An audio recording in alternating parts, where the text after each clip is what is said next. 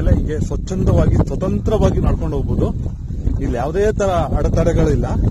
ನಮಗೆ ಇಲ್ಲಿ ಗುಡ್ಡದ ತುದಿ ತನಕನೂ ಗಾಡಿಗಳು ಬರ್ಬೋದು. ಪಾರ್ಕಿಂಗ್ ವ್ಯವಸ್ಥೆ ಇದೆ. ಇವತ್ತೇನೋ 30 ರೂಪಾಯಿ ಪಾರ್ಕಿಂಗ್ ಚಾರ್ಜ್ ಅಂತ ತಗೊಂಡ್ರಪ್ಪ. ಕಳೆದ ಸರಿ ಎಲ್ಲ ಬರ್ಬೇಕಾದ್ರೆ ಇರ್ಲಿಲ್ಲ. ಈ ಸತಿ ಒಂದು 30 ರೂಪಾಯಿ 4 ವೀಲರ್ ತಗೊಂಡಿದ್ದಾರೆ. ಇಲ್ಲಿ ಗಾಡಿ ಪಾರ್ಕ್ ಮಾಡಿ ಒಂದು 2 ರಿಂದ 3 ಕಿಲೋಮೀಟರ್ ಈ ತರ ಗುಡ್ಡದ ಮಧ್ಯೆ ನಡ್ಕೊಂಡು ಹೋಗ್ಬೋದು. ಆ ಕಡೆ ಈ ಕಡೆ ಎಲ್ಲಾ ಗುಡ್ಡ ಇದೆ. ಮಧ್ಯದಲ್ಲಿ ಒಂದು ನಡ್ಕೊಂಡು ಹೋಗ್ಬೋದು ಅಂತ ಒಂದು ಕಿರು ದಾರಿ ಇದೆ. ಆರಾಮಾಗಿ ನಡ್ಕೊಂಡು ಹೋಗ್ಬೋದು. ಇಲ್ಲಿ ಯಾವುದೇ ಜನಜಂಗುಳಿ ಇಲ್ಲ. ಇವತ್ತು ಭಾನುವಾರ ನಾನು ಬಂದಿರೋದಿಲ್ಲಿ. ಭಾನುವಾರ ಆದ್ರೂ ಸಮೇತ ಒಂದು 20 ರಿಂದ 30 ಜನ ಇದಾರೆ ಅಷ್ಟೇ. ಒಂದು 3-4 ಕಿಲೋಮೀಟರ್ ಇದೇ ತರ ಗುಡ್ಡದ ಮಧ್ಯದಿಂದ ಒಂದು ಸಣ್ಣ ದಾರಿ ಇದೆ. ನಡ್ಕೊಂಡು ಹೋಗ್ಬೋದು. ತೋರಿಸ್ತೀನಿ ನೋಡಿ ನಾನು ಯಾವ ತರ ದಾರಿ ಅಂತ, ನಿಮಗೆ ಗೊತ್ತಾಗುತ್ತೆ.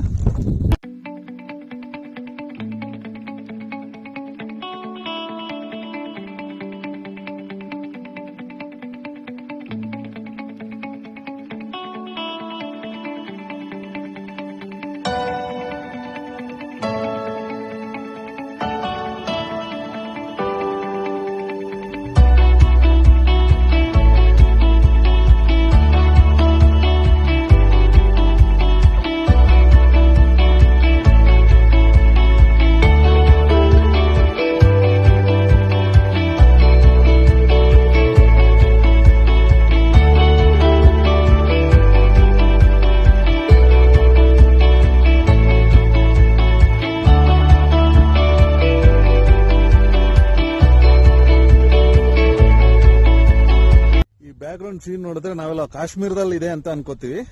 ಬಟ್ ಇದಿರೋದು ನಮ್ಮ ಚಿಕ್ಕಮಗಳೂರು ಜಿಲ್ಲೆಯ ಮೂಡಿಗೆರೆಯಲ್ಲಿ. ಚಿಕ್ಕಮಗಳೂರಿಗೆ ಭೇಟಿ ಕೊಡೋರು ತಪ್ಪದೆ ವೀಕ್ಷಣೆ ಮಾಡುವಂತ ಜಾಗ. ನಿಮಗೆ ಯಾವುದೇ ಕಾರಣಕ್ಕೂ ಲಾಸ್ ಆಗಲ್ಲ. ಇಲ್ಲಿ ಬಂದ್ರೆ ಅಷ್ಟು ಚೆನ್ನಾಗಿದೆ, ಅದ್ಭುತವಾಗಿದೆ. ಒಂದು ಮಾರ್ನಿಂಗ್ ಒಂದು 7-7:30 ಬಂದ್ರೆ ಭಾರಿ ಚೆನ್ನಾಗಿರುತ್ತೆ. ಬಟ್ ಅಲ್ಲಿ ನಡಿಬೇಕಾದ್ರೆ ಹುಷಾರಾಗಿ ನಡಿಬೇಕು. ಸ್ವಲ್ಪ ಆಯ ತಪ್ಪಿದ್ರು ಅಪಾಯ ತಪ್ಪಿದಲ್ಲ. ಸಿಕ್ಕಾಪಟ್ಟೆ ಗಾಳಿ ಇಲ್ಲಿ. ನಡೀತಾ ಹೋದ್ರೆ ಸುಸ್ತಾಗುತ್ತೆ. ನೀವು ಬರೋರಿದ್ರೆ ಬರ್ತಾ ಒಂದು ಸಣ್ಣ ಬ್ಯಾಗ್ ಅಲ್ಲಿ ಸ್ವಲ್ಪ ನೀರೆಲ್ಲ ತರೋದು ಉತ್ತಮ. ಮತ್ತೆ ಇನ್ನೊಂದು ವಿಷಯ ಏನಂತ ಹೇಳಿದ್ರೆ, ನೀರು ತರೋರು ಪ್ಲಾಸ್ಟಿಕ್ ಬಾಟ್ಲಿ ಯಾವುದೇ ಕಾರಣಕ್ಕೂ ಇಲ್ಲಿ ಎತ್ತು ಹೋಗ್ಬೇಡಿ. ದಯವಿಟ್ಟು ನೀವು ನಿಮ್ ಜೊತೆ ವಾಪಸ್ ತಗೊಂಡು ಹೋಗಿ.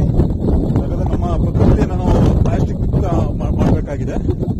ಯಾಕಂದ್ರೆ ಎಲ್ಲರೂ ಬರ್ತಾರೆ, ನೀರು ಕುಡಿತಾರೆ, ಇಲ್ಲ ವೇಸ್ಟ್ ಎಲ್ಲ ಇಲ್ಲೇ ಹಾಕ್ತಾರೆ. ಮತ್ತೆ ಬೇರೆಯವ್ರು ಬರ್ಬೇಕಾದ್ರೆ ನೋಡಕ್ ಒಂಥರ ಚೆನ್ನಾಗಿರಲ್ಲ.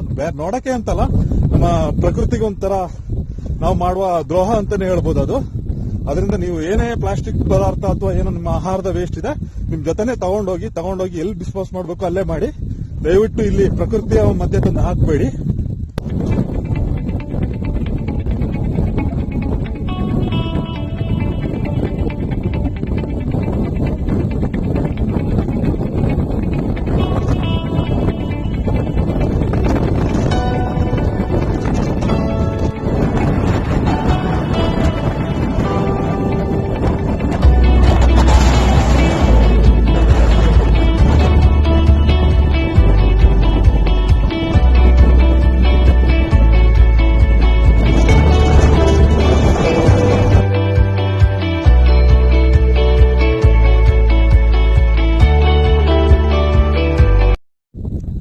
ಭೂಮಿಯ ಮೇಲೆ ಸ್ವರ್ಗ ಎಲ್ಲಿದೆ ಅಂತ ಹೇಳಿದ್ರೆ ಇದು ಒಂದು ಸ್ವರ್ಗ ಅಂತಾನೆ ಹೇಳ್ಬೋದು.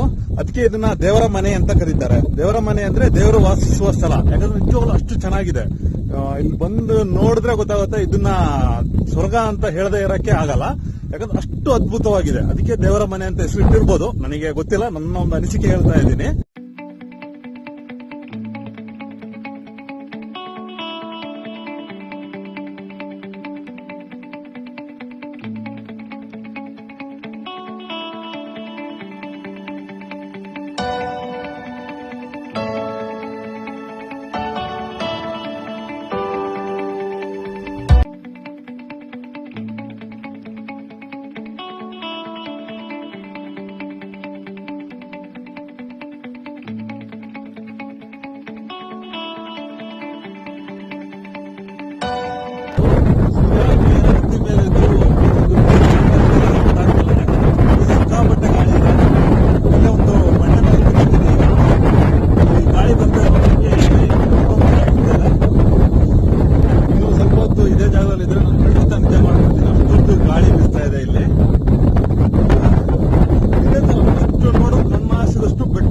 ಹಸಿರಾಗಿದೆ, ಬೇರೆ ಏನಿಲ್ಲ ಇಲ್ಲಿ.